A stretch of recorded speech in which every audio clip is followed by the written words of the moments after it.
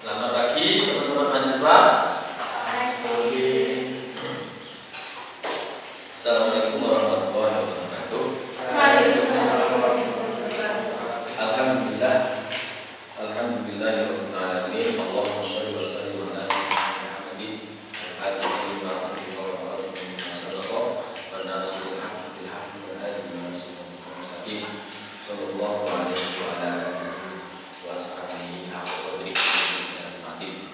Nawaitu ta'ala wa ta'ala dengan Al-Qur'an terkini wa nafsu wa nifaq wa rifana wa istiqamah wa hatta ala tanasuh billah wa sunnati rasulihi wa tu'ani wa ta'ala wa bihi wa rahmatullahi wa bihi wa kullihi wa ta'ala subhanahu wa ta'ala. Allahumma inna nas'aluka fahaman bidin wa hidul muslim wa ilhamin wa ta'ala min rabbil wa inna ilaihi wa zina bil ilmi wa akhina taqwa wa inna bi'afiyah wa salamah Amin. Wa islah li sadri wa yassir li amri wa hlul 'uqdatam min lisani yafqahu qawli. Mari kita mulai perkuliahan pada pagi hari ini dengan bacaan kita. Semoga kita semuanya mendapatkan ilmu yang bermanfaat dan berkah di dunia dan akhirat. Alhamdulillah. Bismillah. Al-Fatihah.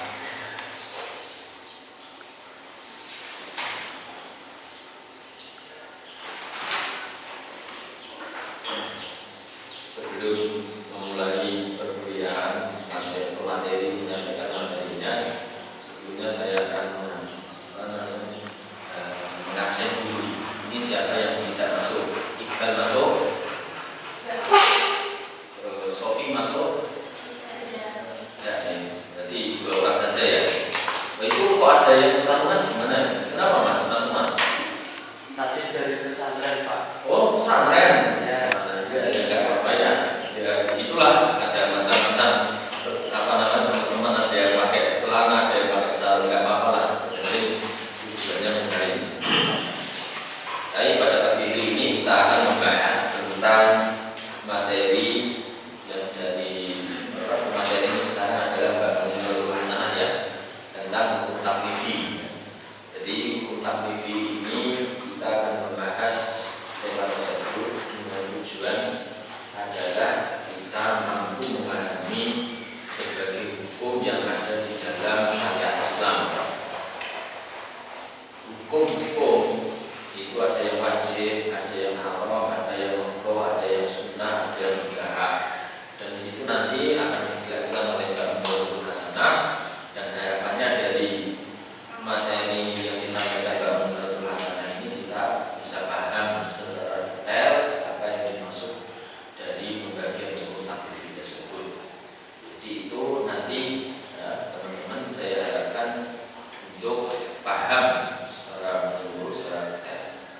Silakan Mbak Nurul Hasanah dimulai presentasinya.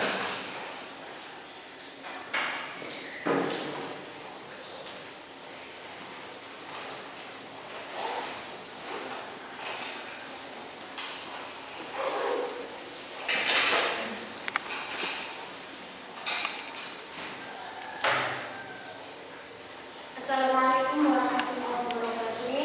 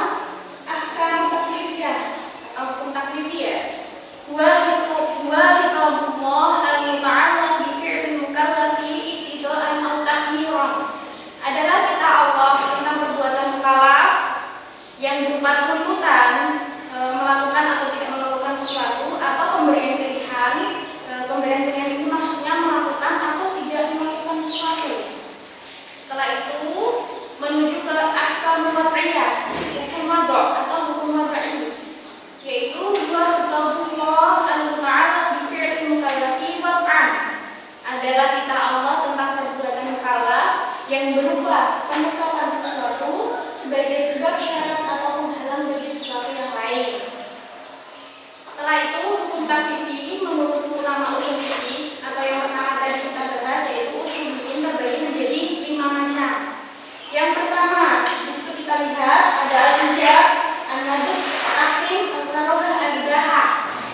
Al-ijab, an-nadb, at-tahrim, al-karahah, al-ibahah. Ini menurut 5 macam hukum menurut ulama usuliyin, usul fikih. Setelah itu kita masuk ke pembahasan yang pertama, al-ijab. Al-ijab yaitu khitabullah yang tadi al-fi'li, begitu Bapak? Yang tadi al-fi'la iktidaan jaziman, adalah titah Allah yang menetapkan perbuatan melakukan sesuatu dengan tuntutan penetapan yang pasti atau meyakinkan. Seperti contoh ini ada kalamullah, Bismillahirrahmanirrahim. Ya ayyuhan nasu u'budu rabbakum alladzi khalaqakum. Di mana ini titah Allah, kita itu harus menyembah kepada Allah yang telah menciptakan kita ya. Ini hukum wad'o, termasuk dalam al-ijab atau kewajiban kita sebagai seorang mukallaf. Setelah itu an-nadb, yaitu khitabullah yang tadi al-fi'la iktidaan ghairu jazimi, adalah titah Allah yang menetapkan suatu perbuatan melakukan sesuatu dengan penetapan yang tidak pasti ataupun tidak meyakinkan. Seperti dicontohkan yaitu fakatibuhum, ini ayat ya, ayat Al-Quran An-Nisa. Fakatibuhum in alimtum fihim khairan. Nah, lanjut kita pembahasan tentang at-tahrim. Setelah al-ijab, sekarang at-tahrim. At-tahrim itu khitabullah yang tadilkaf anil fi'li iktidaan jaziman. Di mana yang dimaksud at-tahrim di sini adalah titah Allah yang menetapkan perbuatan tidak melakukan sesuatu dengan penetapan yang pasti atau meyakinkan. Seperti contoh ayat Al-Quran lagi, hurrimat alaikumul maitatu wad-damu wa lahmul khinzir, di mana Allah itu sudah mengharamkan atas kita semua bangkai, darah atau daging babi, khinzir ya. Pokoknya semua yang diharamkan itu kita harus sebagai makhluk kita harus wajib mengikuti hukum wad'i. Setelah itu yang ketiga pembahasan al-karahah. Yang dimaksud al-karahah yaitu khitabullah yang tadilkaf anil fi'li iktidaan ghairu jazimin, adalah titah Allah yang menetapkan perbuatan tidak melakukan sesuatu dengan penetapan yang tidak pasti ataupun tidak meyakinkan, karahah, atau yang bisa kita kenal biasa dengan sebutan makruh. Setelah itu al-ibahah, khitabullahi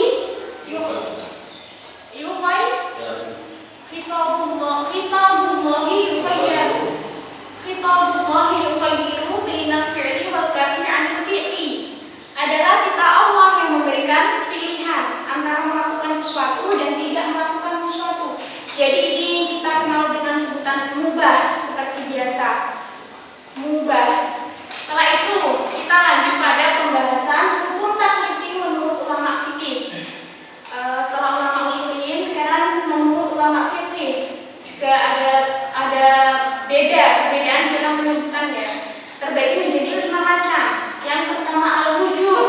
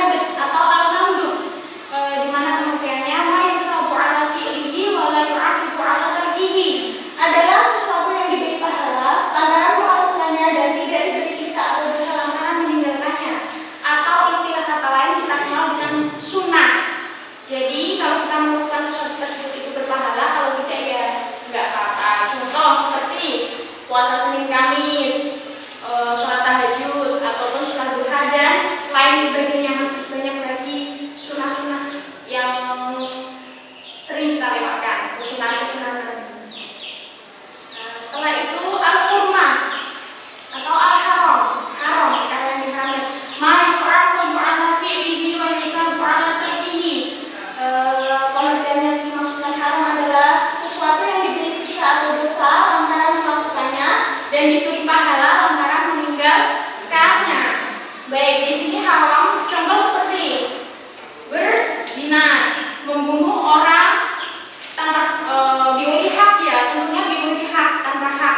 Setelah itu mencuri, merampok, memerkosa atau meminum khamr. Semua contoh-contoh yang sudah saya sebutkan ini semuanya adalah contoh perbuatan yang diharamkan oleh kita. Kenapa? Karena zina, membunuh, semua itu kan tidak atau mengganggu orang lain, sudah sangat merugikan orang lain, ya. Dan di sini kata membunuh itu biwiri hakim, membunuh yang tanpa hak, yang tidak boleh. Meminum khamr juga semua sudah ada dalilnya. Kita lanjut. Setelah itu hukum ketiga yaitu al-karahah atau al-makruh. Ma la yu'aqabu 'ala fi'lihi wa yusabu 'ala tarkihi, di mana ada sesuatu yang tidak diberi siksa atau dosa lantaran melakukannya dan diberi pahala lantaran meninggalkannya. Makruh, ya. Contoh, memakan makanan berbau tidak sedap. Memakan makanan yang berbau tidak sedap, mungkin mendekati busuk, ya, seperti itu. Setelah itu sholat dengan menutupi mata kaki itu dimakruhkan. Salah satu hal yang dimakruhkan, sholat dengan menutup mata kaki. Setelah itu merokok itu dimakruhkan karena itu memberi dampak yang buruk biasanya, merokok untuk tubuh, seperti itu. Setelah itu lanjut ke keempat yaitu al-ibahah atau yang kita kenal dengan sebutan al-mubah, ya. Di mana pengertiannya yaitu ma la yusabu wa la yu'aqabu 'ala fi'lihi wa tarkihi, adalah sesuatu yang tidak diberi pahala dan tidak diberi siksa atau dosa lantaran melakukannya dan meninggalkannya. Di mana perbuatan mubah ini sering sekali kita lakukan, dia tidak mendapat dosa juga tidak mendapat pahala, biasa saja, seperti itu. Setelah itu hubungan antara pengertian hukum menurut usulin dan fuqaha yang seperti sudah saya sebutkan tadi di awal, di mana ada perbedaan di dalam lafaz dan pengucapannya, ya. Yang pertama al-ijab itu menjadi al-wujub atau al-wajib. Setelah itu yang kedua an-nadbu al-mandubu. Yang ketiga at-tahrim al-hurmah menjadi al-haram. Setelah itu yang keempat al-karahah sama al-karahah, yang terakhir menjadi al-makruh. Yang kelima al-ibahah, tetap al-ibahah terus menjadi al-mubah. Jadi wajib, mandub, haram, makruh, mubah. Saya kira saya cukupi dulu itu. Saya cukupkan untuk presentasi hari ini. Mohon maaf apabila ada terdapat kekurangan dan juga kesalahan. Sekian, wassalamualaikum warahmatullahi wabarakatuh. Terima kasih atas pemaparannya. Jadi baik, di sini Mbak Nurul tadi sudah menjelaskan tentang hukum taklifi. Hukum taklifi, pengertian, kemudian hukum pembagian dari hukum taklifinya, terus kemudian dari hukum syara. Tadi dikatakan oleh Mbak Munawwar Hasanah bahwa hukum syara itu adalah kitabullah al-muta'alliqu bi fi'lil mukallafi, terus ibtida'an au tahliran au wad'an. Itu definisi dari hukum syara. Kemudian tadi sudah dijelaskan juga pembagian dari hukum syara itu ada dua, yaitu ada hukum taklifi dan hukum wad'i. Mbak Nirotul tadi menjelaskan tentang hukum taklifi karena tema pada hari ini adalah hukum taklifi, ya. Besok pertemuan yang akan datang kita akan membahas tentang hukum wad'i. Sekarang fokus pada permasalahan hukum taklifi.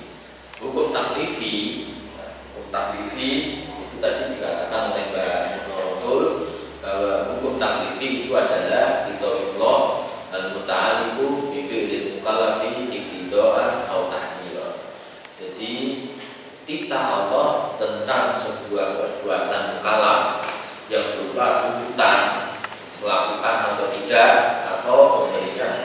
pilihan melakukan atau tidak melakukan. Itu dari definisi hukum taklifi. Tadi sudah diterangkan juga hukum taklifi itu ada 5, baik usul atau ulama usuliyin dan ulama fuqaha itu juga mendefinisikan hukum taklifi ada 5 ya. Ada 5, hanya saja pengertian masing-masing dari ulama usuliyin dan fuqaha ini berbeda-beda. Adapun hukum taklifi jumlahnya ada 5 itu untuk ulama usuliyin itu tadi adalah ijab, nade, tahrim, karohah, dan ibahah.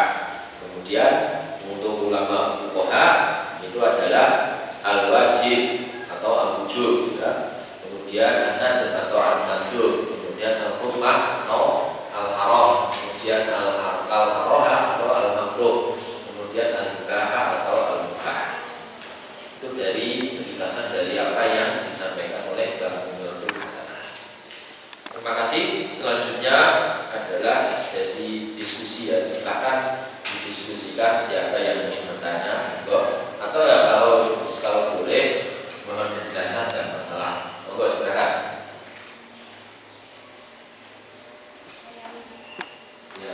Ya itu ada satu. Terus lagi. Nah, ada 2. Terus ada lagi. Ya, cukup 3 nggak? Cukup 3. Monggo silakan. Mbak siapa? Mbak Siha ya? Mbak Siha. Ya, udah nggak minta terus nggak Mas Umar. Monggo. Mbak Siha dulu. Apa yang ingin ditanyakan?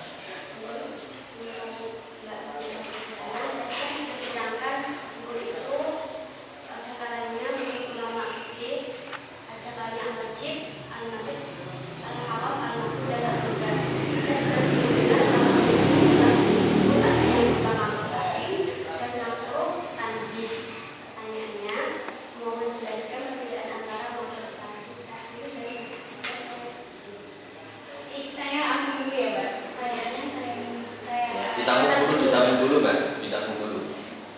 Apa tadi pertanyaannya? Mohon dijelaskan perbedaan antara makruh tahrim dan makruh tanzih. Perbedaan, pertanyaannya adalah perbedaan antara makruh tanzih dan makruh tahrim. Silakan. Selanjutnya yang kedua. Menyambung pertanyaan pertama tadi bahwa hukum ada yang berupa makruh tahrim dan makruh tanzih. Tapi saya juga sering mendengar ulama mengatakan pada suatu masalah dikatakan hukumnya itu khilaful aula. Pertanyaannya, apakah khilaful aula itu termasuk hukum dan apa yang dimaksud dengan hukum khilaful aula itu? Terima kasih. Jadi pertanyaan kedua adalah khilaful aula, Mbak. Silakan dicatat. Selanjutnya, Mas Umar, monggo. Tadi gimana pertanyaannya? Apakah khilaful aula itu termasuk hukum dan apa yang dimaksud dengan hukum khilaful aula?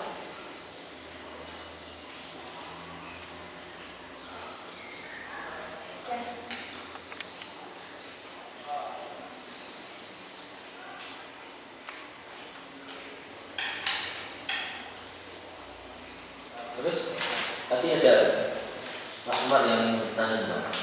Silakan dicatat sekalian. Dari pertanyaan saya untuk materi, mohon penjelasan pada masalah orang yang merokok. Bagaimana hukumnya merokok? Apa masuk dalam kategori makruh atau haram? Itu saja. Ya, baik Mas Umar. Silakan ditanggapi, Mbak. Iya, tadi pertanyaan yang pertama ya, Mbak. Yang kita tahu tadi sudah saya katakan. Jadi ini berarti apa tadi makruh tanzih dan makruh tahrim ya. Ini berarti kita keluar dari pelebaran pembahasan. Jadi menurut saya ini menurut sepengetahuan saya ya Bapak ya. Ya. Jadi seperti ini. Makruh tahrim itu di mana dia itu meniscayakan, istilahnya itu meniscayakan dosa. Jadi maksudnya itu tetap makruh itu tidak boleh karena setiap dua sama-sama makruh tahrim sama makruh tanzih itu dua-dua dilarang di dalam agama kita, pokoknya sama-sama tidak boleh. Tapi bedanya di makruh tanzih itu dia itu tidak meniscayakan dosa. kalian kita makan minum berdiri, mungkin lebih ke adabnya itu ya. Tapi kalau makruh tahrim itu menyelesaikan dosa. Seperti mungkin kita kan mungkin seperti ini, sholat ba'diyah setelah sholat asar itu kan nggak ada ya, sholat ba'diyah setelah sholat asar ataupun sholat ba'diyah setelah sholat subuh seperti itu. Tapi saya juga pernah mendengar bahwasanya menurut sebagian ulama makruh tanzih yang tadi seperti makan minum berdiri itu juga termasuk dosa ya, juga termasuk tidak dosa. Karena apa? Itu menyerupai, ini menurut sebagian ulama, kan ulama pendapatnya banyak, tapi ini menurut saja yang pernah saya baca, pernah saya ketahui itu ada sebagian ulama yang juga sama-sama mengharamkan makruh tanzih. Maka tidak boleh makruh tanzih itu juga sama seperti makruh tahrim. Karena dia itu si pelakunya menyerupai sesuatu perbuatan yang rusak seperti itu. Jadi seperti itu, Mbak. Menyerupai perbuatan atau sesuatu yang tidak baik, yang rusak, yang fasad, seperti itu. Cukup? Apakah cukup ini? Cukup bisa dipahami? Bisa.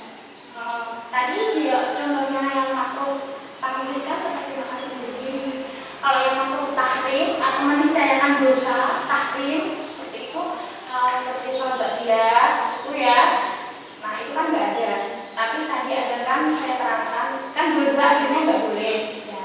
Lalu juga kita tinggalkan tapi menurut sebagian ulama juga ada yang itu termasuk sama-sama mereka menghukumi sama makruh tanzih dengan makruh tahrim. Jadi sebaiknya kita hindari seperti itu.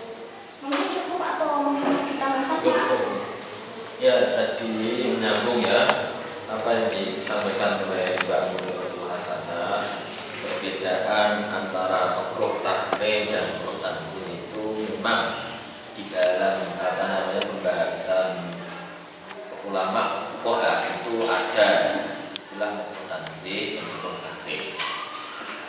Sama yang disampaikan oleh Mbak Muhammad itu bahwa makruh tanzih itu adalah makruh atau larangan yang di situ tidak meniscayakan dosa. Kalau makruh tahrim itu adalah yang meniscayakan dosa. Ini bisa dilihat, teman-teman mahasiswa bisa membuka dalam kitab Bajuri. Ini disebutkan bahwa makruh perbedaan makruh tanzih dan makruh tahrim ya. Ini saya juga bawa di dalam kitab Sarah Warokat. Ini juga disebutkan makruh tanzih atau makruh tahrim. Dalam kitab Nafahat sudah disebutkan ada perbedaan. Nah, perbedaan ini saya bacakan ya. Ini bi'an tahrim qawluhu tahriman ay karahata tahrimin wa qawluhu wa tanzihan ay wa qaharatu tanzih fahuma mansubani ala maf'uliyah mutlaq ala takdirin wal farqu baina karahati tahrimi wa karahati tanzih annal ula taqdil al-ithma wa thaniyata la taqdihi. Jadi makruh tahrim dalam kitab Bajuri ini adalah meniscayakan dosa. Kalau makruh tanzih ini tidak meniscayakan dosa. Akan tetapi sebagian ulama menurut sebagian ulama ini ada yang mengatakan dua-duanya ini sama-sama meniscayakan dosa.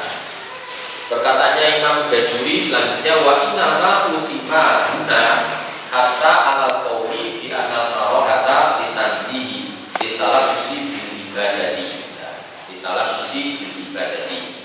Jadi dosanya makruh tanzih ini sama-sama berdosa yang melakukan. Itu karena apa? Ini talabus ini bermain ibadah yang rusak. Jadi orang yang bermain ibadah yang rusak ini hukumnya adalah walaupun makruh tapi juga tetap berdosa.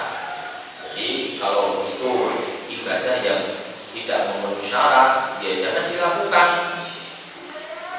Itu adalah coba slide-nya itu proyektor kabel proyektor biar saya tampilkan ya redaksi daripada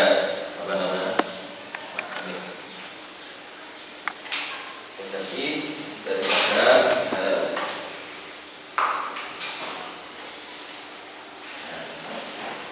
ya. Bisa dilihat. Saya scan dulu.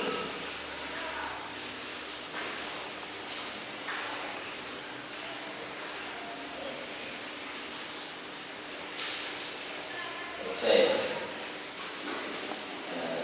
ya udah ini karena di sini nggak bawa baju ya, ini juga di sini ada dijelaskan oleh dijelaskan oleh Imam Mahali dalam cara wafat ini juga sama. Artinya apa perbedaannya itu? Ketika menisahkan dosa dan menyajikan dosa, hanya saja sama-sama menurut sebagian pendapat makruh nanti juga menisahkan dosa. Dan ini juga adalah perbedaan lagi. Artinya perbedaan antara makruh dan haram. Kalau makruh dan haram ini perbedaannya adalah kalau makruh itu melalui dalil yang ihtimal. Artinya apa? Dalil daripada makruh ini umumnya adalah multitafsir. Multitafsir jadi tidak pasti, tidak qat'i. Sedangkan dalam hukum haram ini dalilnya adalah dalil qat'i yang tidak mungkin untuk ditafsir ulang. Artinya pasti orang punya zina ya sudah pasti punya zina. Wa aqimus shalah ini dalil la taqrabu zina ini juga sudah pasti qat'i tidak dibolehkan melakukan zina. Itu perbedaannya ya. Perbedaan antara makruh tahrim, makruh tanzih, dan perbedaan antara makruh tahrim dan haram. Itu bisa dilihat dalam kitab Bajuri juz 1 halaman 197.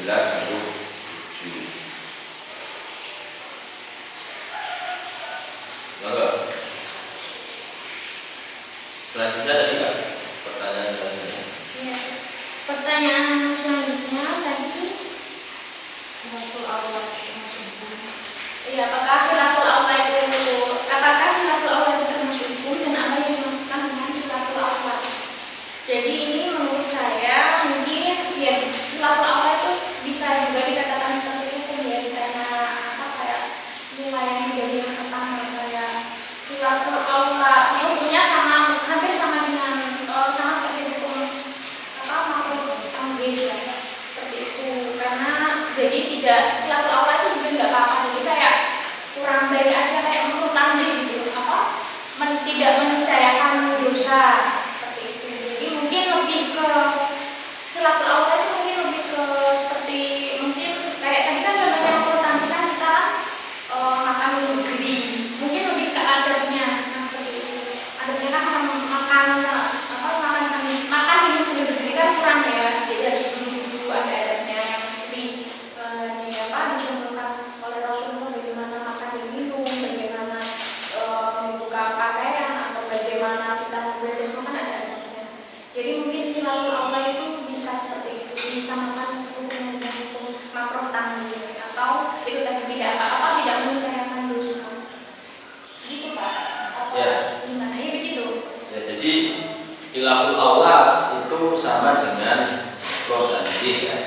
Khilaful aula ini sama dengan makruh tanzih. Apa yang dimaksud tadi penjelasan dari pertanyaan pertama tadi, makruh tanzih itu adalah tidak meniscayakan dosa. Ya, khilaful aula itu juga sama, itu tidak meniscayakan dosa. Intinya makruh tanzih dan makruh tanzih dan khilaful aula ini berbeda dengan yang lebih utama. Artinya orang tersebut tidak mau melakukan yang lebih baik, malah melakukan yang sebaliknya. Ya, seperti tadi makan itu yang lebih baik kan. Kalau sahabat makan berdiri itu berarti hukumnya adalah ada yang mengatakan makruh tanzih dan ada yang mengatakan khilaful aula. Al-Qihal khilaful aula itu masuk dalam kategori makruh. Maka di sini dalam kitabnya Al-Mahali Syarhul Waraqat itu disebutkan bahwa wal makruh ay asyamilu li khilafil aula. Jadi makruh makruh itu memasukkan khilaful aula. Hukum khilaful aula ini masuk dalam kategori hukum makruh.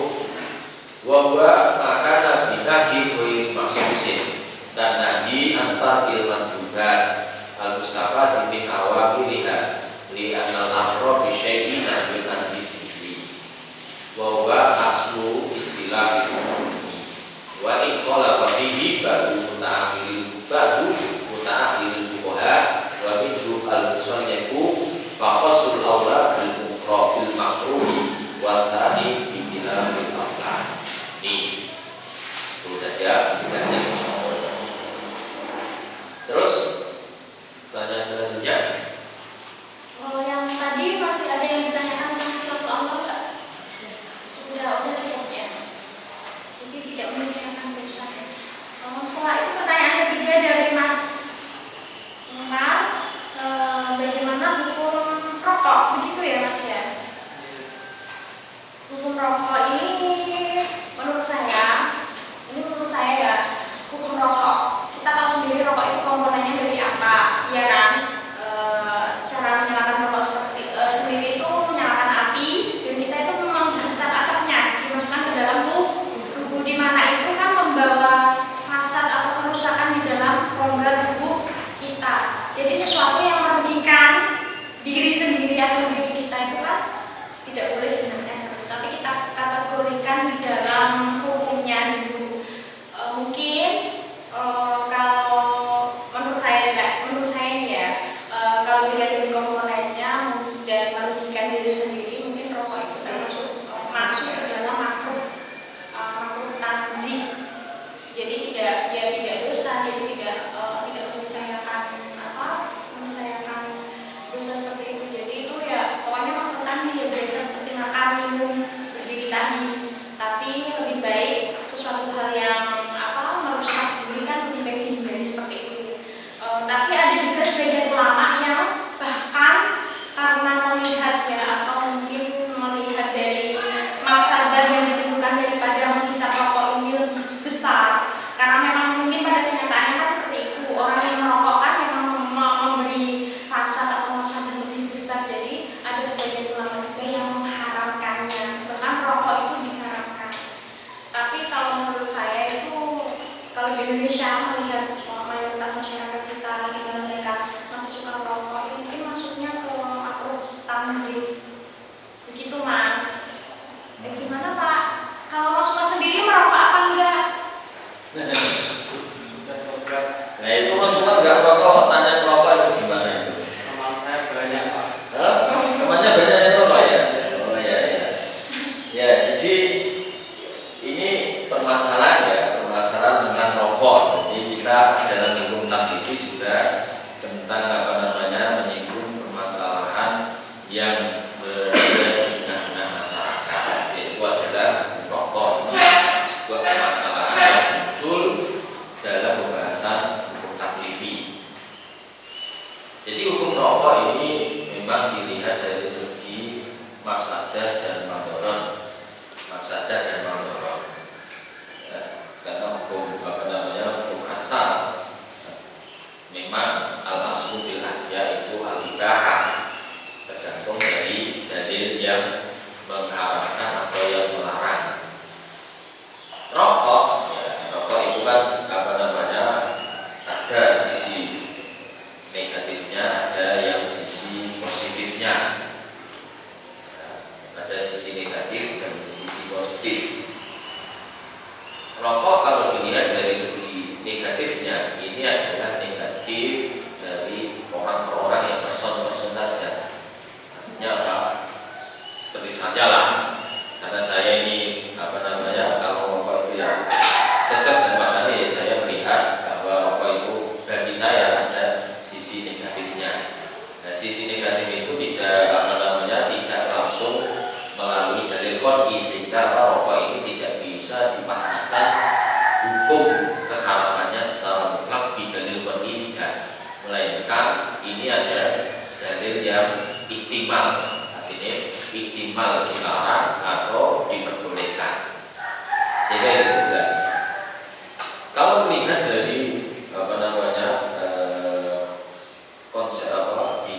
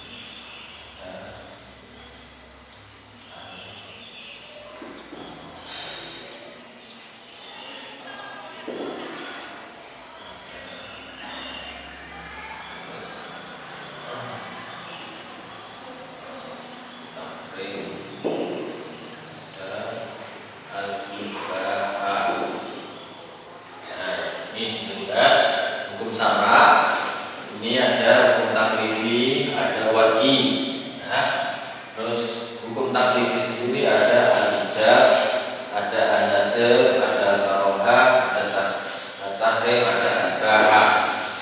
Kemudian di sini nanti al-tahrim ada makruh, makruh tanzih, ada makruh tahrim. Nah, di bawahnya makruh tanzih ini juga memasukkan apa namanya khilaful aula.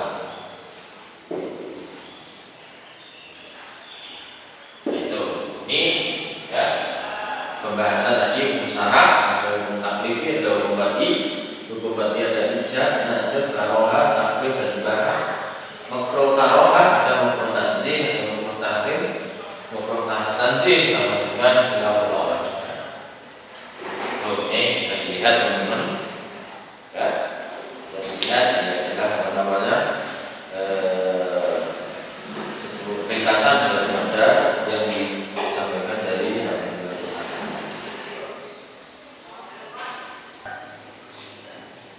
Besok selanjutnya, pertemuan selanjutnya kita akan membahas tentang pembagian hukum yang kedua, yaitu hukum wali, pembagian dari hukum syara yang kedua yaitu hukum wali. Besok siapa selanjutnya yang mohon dipersilakan secara maksimal ya. Ada lagi yang ingin disampaikan teman-teman mahasiswa? Ini bisa dilihat ya, itu tadi apa namanya redaksi daripada kitab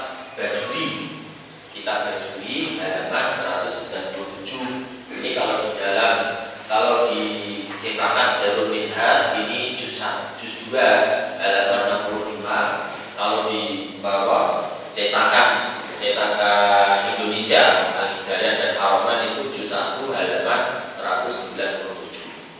Teman-teman mahasiswa bisa melihat ini perbedaan antara hukum karohah tahrim dan karohah tanzih, dan perbedaan karohah tahrim dan hukum haram.